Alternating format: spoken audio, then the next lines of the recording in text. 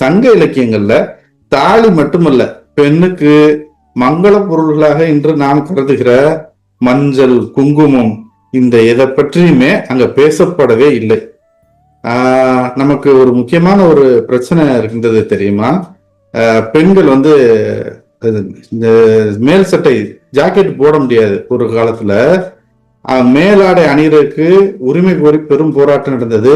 மேலாடை அணியக்கூடாது, அணியணும்னா வரி கட்டணும் அப்படின்ற மாதிரி இதெல்லாம் இருந்தப்ப இந்த குமரி பகுதியில நாடார்கள் போராட்டம் நடத்திருக்கிறாங்க. தோல்சீலை போராட்டம் எல்லாருக்கும் தெரியும். அதை ஒடுக்குறதுக்காக அந்த நாயர் சாதியினர் வந்து என்ன செஞ்சிருக்காங்கன்னா, நாடார் பெண்களோட தாலியைத்தான் அறுத்திருக்கிறாங்க.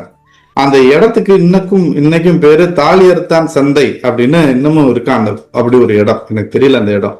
ஆக இது நம்ம தமிழ்நாட்டுல இது ஒரு முக்கியமான பிரச்சனையை பேசுகிற இந்த தாலியக்கு பின்னாடி போய் பார்த்தோம்னா அப்படி ஒரு வழக்கமே நம்ம தமிழர்கள்ட்ட இல்லை அப்படின்ற இந்த கட்டுரையில தெரிய வருது.